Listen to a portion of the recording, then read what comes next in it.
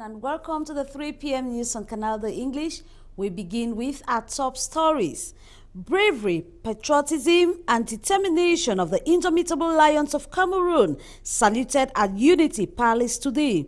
The champions of African football were received by President Paul Biya and wife Chantal. Out of the country, Russian main opposition leader has been found guilty of embezzlement. Development of the story and more would be yours right ahead.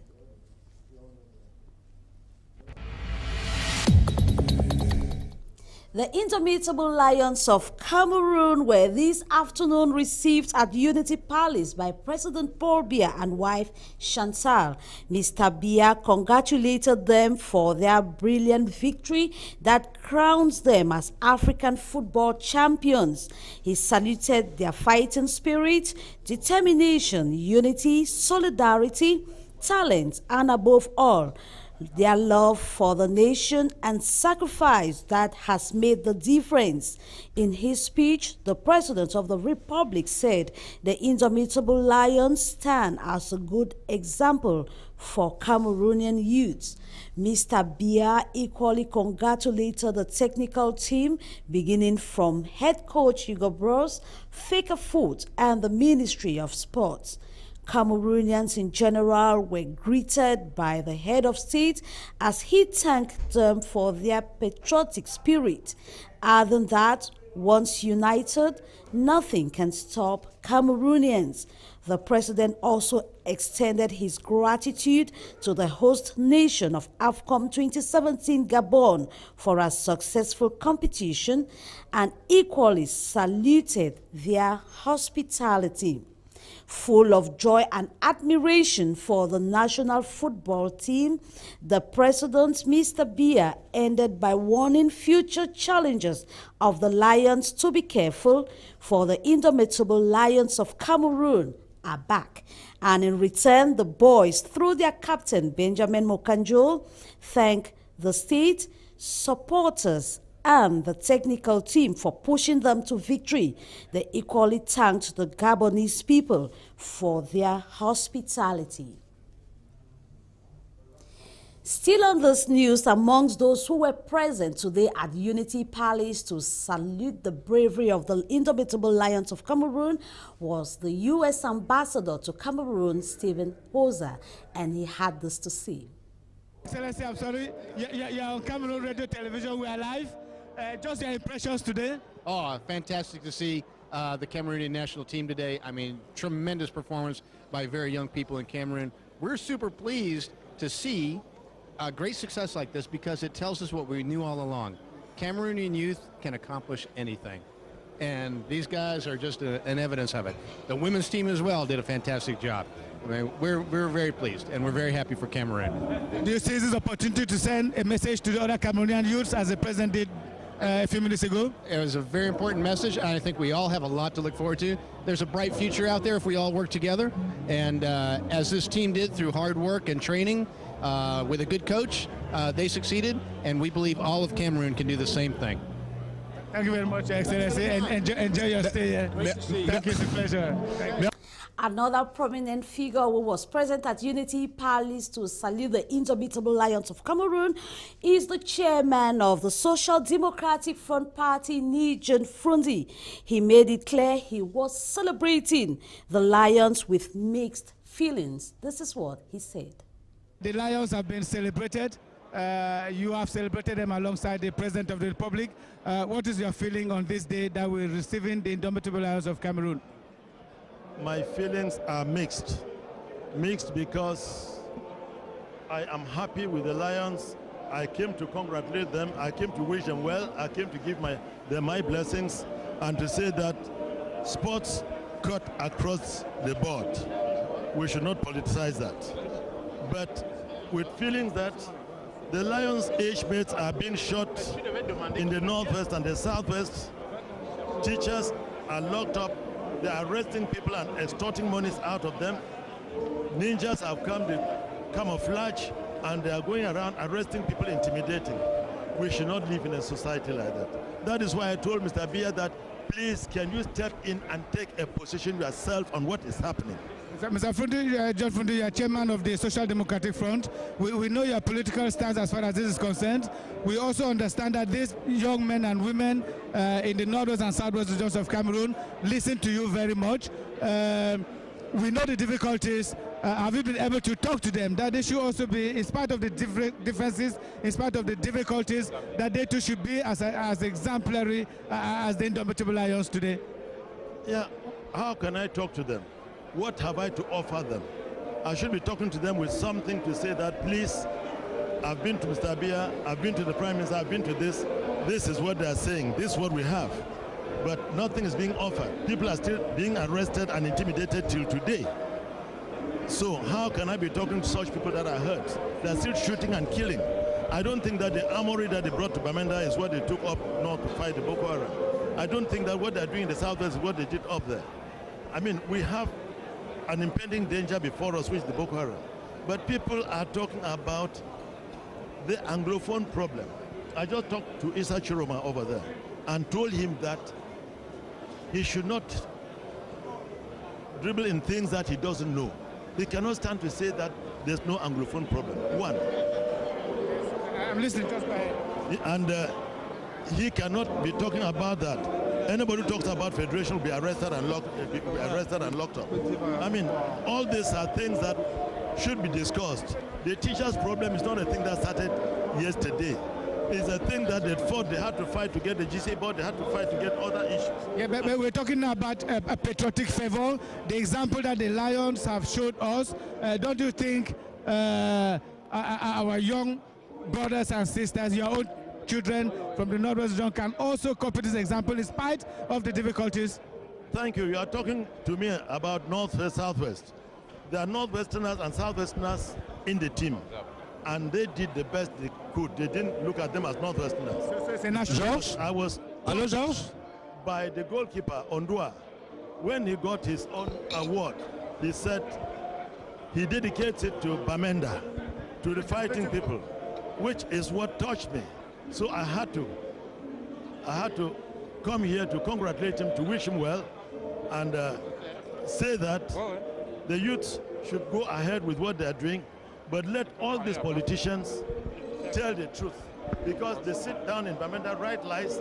They take these lies and blackmail people instead of resort. Mr. John Fundi, we know your value. We're expecting that you'll do a lot for these things to come back to normal. Thank you very much for having talked to Sarah TV. Continue to enjoy the feast. That's why I came to talk to Mr. Biya, and I made my point known to him, that he should step and say something and do something. Thank you very much.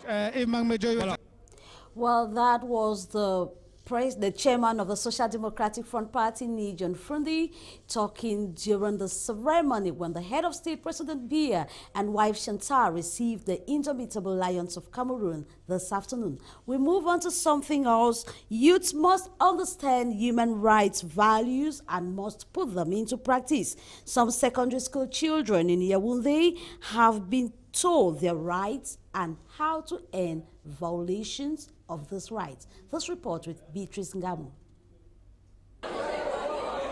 A moment of exchange between students and human rights volunteers this day in Yaoundé. Topic of discussion: what our human rights are. The response from the students shows their interest and knowledge of human rights and values. It's a great job that here in Cameroon has been promoted human rights. I come from Mexico, and over there, there's little people that know them, and here everybody knew what it was, and they knew at least 2 or 3. Now we need to teach them the rest, and so they can actually apply them in their lives, and not just is a paper. For over 1 week, Oriana, Kodera, and Spatna, United for Human Rights Volunteers, have been visiting schools from nursery to high school level, with mission educate these youths on basic human rights according to the United Nations Declaration on Human Rights established in 1948. And we are here to teach youth to know their rights so they can become advocate youth for peace, and know their rights so they can live a better life. Knowing their rights, the youths in Cameroon, like the rest of the world, can protect themselves from people that might want to harm them, and because we can avoid a war like this, by respecting our human rights, we can live peacefully with one another in our schools, in our jobs, and this is pretty important to live a decent, fair life. A laudable experience saluted by partners and collaborators in Cameroon. Understanding human rights important for the development and well-being of the people. For the very first time, young parliamentarians would be at the National Assembly. This will be tomorrow, Thursday, as part of activities in line with the 51st edition of the National Youth Day celebration come February 11. The Minister of Youth and Civic Education, Monuna Fotso, yesterday granted a press conference at the Ngwaikele Glass House in the presence of Honorable Gaston Kumba, President of Youth Affairs at the National Assembly. Our reporter, Beatrice Ngamo, put together the minister's reactions on questions selection criteria between junior MPs and others. Specifically for this parliament, we decided to put it from 20 to 35 because, as we said, it's a thematic parliament. It's not is a parliament with an objective to attain, and we focus on some criteria to attain this objective, and this year was based on the agro-pastoral sector. We want to encourage people to, young people to be involved in the agro-pastoral sector. What we have done through this parliament is to serve those youth as peer educators in the or ambassador of the youth to encourage other youth to be involved in that sector.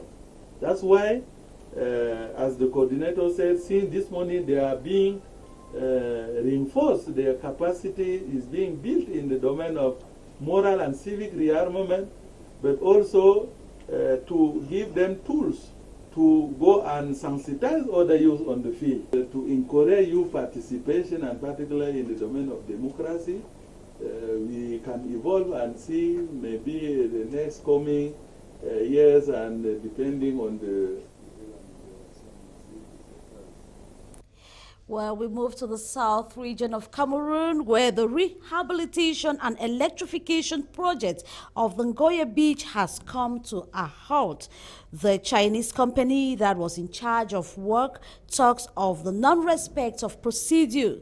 Again, many Cameroonians were not recruited as previewed.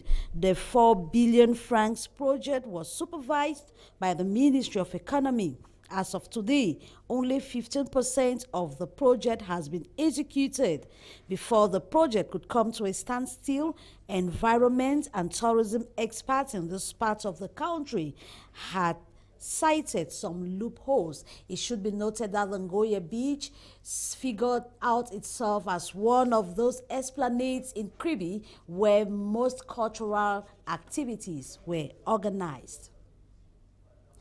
We move out of the country and we begin in Somalia, where MPs have begun voting in the first round of the presidential election taking place at an aircraft hangar in the heavily guarded airport in Mogadishu because the rest of the capital is not safe.